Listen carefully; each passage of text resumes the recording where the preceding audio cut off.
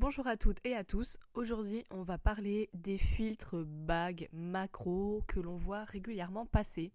Alors c'est des filtres qu'on voit souvent sur les groupes Facebook par exemple ou les groupes de photographie et on voit les personnes se questionner un petit peu sur leur efficacité, savoir si c'est réellement utile aussi d'en acheter et voir si ça convient tout simplement et est-ce qu'on a vraiment un effet macro sur nos photos.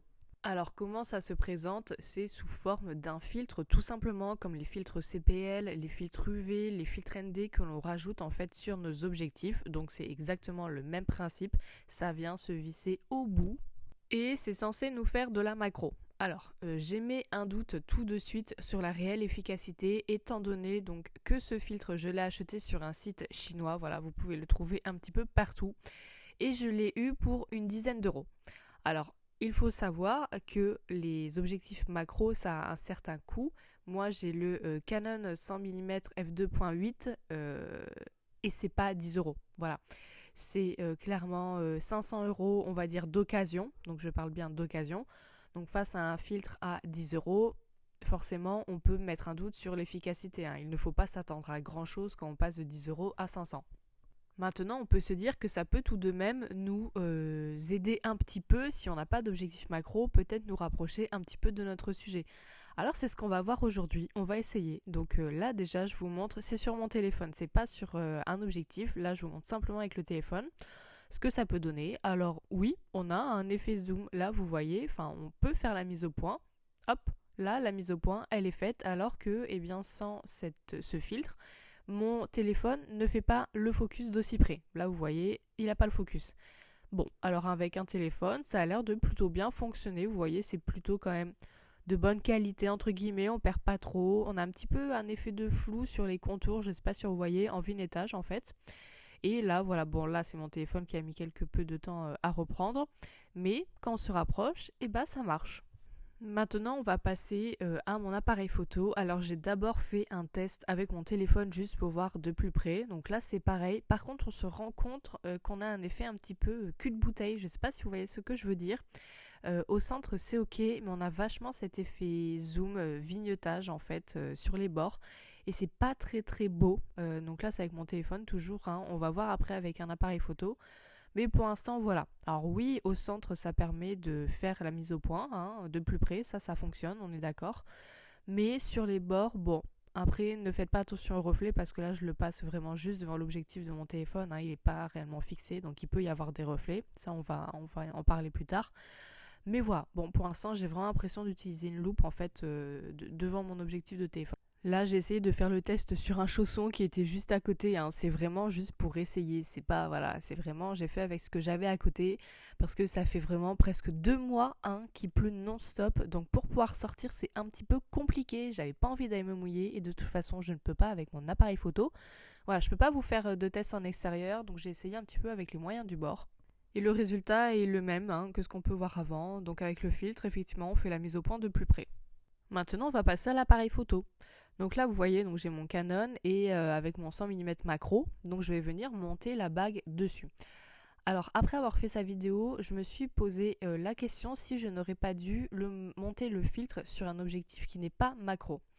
Puisque vous allez voir après, donc vous allez voir pendant le test, j'ai peut-être eu l'impression, ou du moins j'ai peur que ça ait faussé un petit peu le résultat.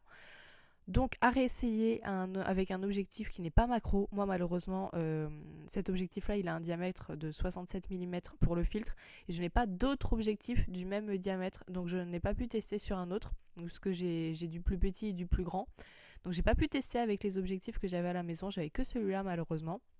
Et c'est vrai que j'ai peut-être fait cette erreur d'acheter une bague macro pour un objectif macro, c'est peut-être pas ce qu'il faut faire. Voilà comment la bague se présente. Donc vous voyez, elle est vraiment bombée en fait sur le devant. Elle est assez épaisse. Vous avez différentes tailles, enfin différents niveaux de zoom. Vous avez du x3, du x5, du x7 ou 8 et du x10. Donc moi j'ai pris du x10, autant y aller directement. J'ai pris vraiment le plus gros zoom, la plus grosse macro que j'ai montée. Voilà, donc là vous voyez la référence du filtre.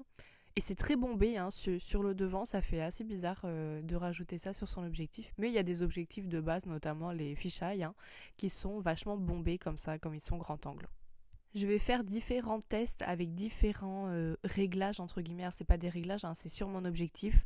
Donc je vais jouer un petit peu avec les boutons. Donc là c'est parti, j'allume mon appareil et on va faire avec différents réglages. Là vous voyez j'ai laissé l'autofocus, j'ai mis en rapprochement pour pas qu'il me fasse la mise au point trop derrière. Voilà, j'ai essayé différentes choses. Après j'ai fait en manuel aussi, bon vous allez voir. On est en intérieur, hein, vous l'aurez compris, je ne suis pas allée dehors, même si là sur la vidéo on a un rayon de soleil, mais ça a duré vraiment 10 minutes, donc je n'aurai pas eu le temps de faire mon test correctement. Tout va se faire en intérieur, mais voilà, je suis désolée, là j'ai pas pu faire autrement pour une fois. Là je suis en live view, donc sur mon Canon 77D, vous doutez bien que ce n'est pas le top du top, hein, ce n'est pas comme les hybrides. Donc là on est en live view. C'est pas le mieux, le réflexe galère toujours un petit peu, mais on va quand même faire en sorte parce que j'avais pas d'autre façon en fait de vous montrer.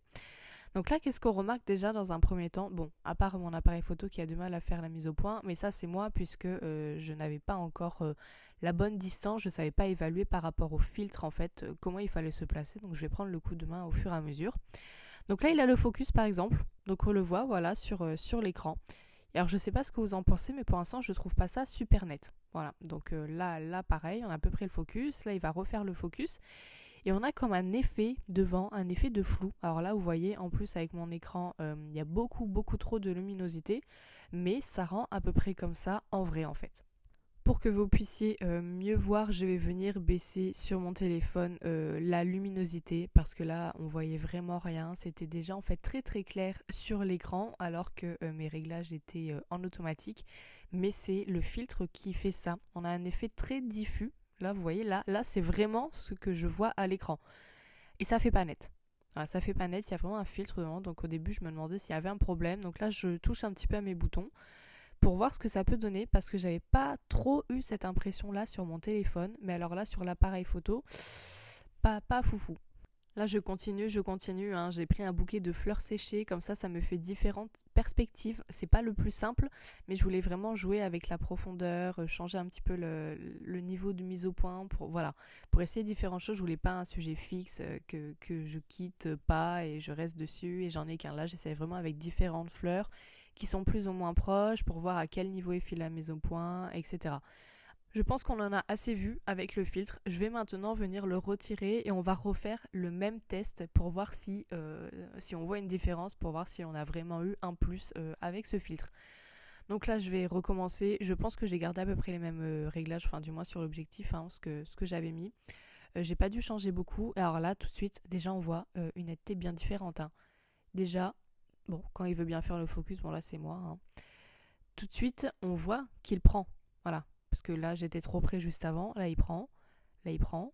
Et en fait, on voit qu'on n'a pas de filtre, de sorte de flou. Bon, avec l'écran arrière, ça rend pas forcément très bien. Mais c'est beaucoup moins qu'avec ce filtre, cette bague macro. Alors là, malheureusement, j'ai la luminosité du téléphone qui a sauté. Donc j'espère qu'on va toujours bien voir. Mais voilà. Je vais vous remettre la luminosité moindre parce qu'on voyait vraiment plus rien sur l'écran et on voyait plus trop la différence avec le filtre ou sans le filtre et là ça rendait plus trop justice. Donc on continue, hein, j'essaye toutes les fleurs qui sont plus ou moins proches. Là on voit qu'on n'a pas de soucis.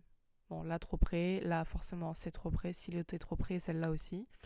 Voilà, donc là on voit quand même assez bien. Alors qu'est-ce que j'aurais à dire sur ce filtre ? Franchement, je ne vois absolument pas l'intérêt pour se retrouver avec une photo floue, pour se retrouver avec une photo comme s'il y avait un voile devant finalement. Si on veut donner un effet artistique à ces photos, pourquoi pas. Mais sinon, si vous voulez faire vraiment de la macro nette, de la macro où on voit les détails, je ne vous conseille absolument pas ce genre de filtre qui se place devant. Investissez dans un macro, on peut en trouver peut-être des moins chers, hein, vous n'êtes pas obligé de prendre celui dont je vous ai parlé. Mais en tout cas, ces filtres-là, c'est non. Si des personnes ont essayé sans le monter sur un objectif macro, faites-moi un retour pour savoir si c'est vraiment le fait de l'avoir monté sur un objectif macro qui pose problème. En tout cas, moi, je pense tout simplement que pour 10 €, il ne faut pas s'attendre à grand-chose par rapport à un objectif. J'espère vous avoir aidé. Je vous dis à bientôt pour une prochaine vidéo.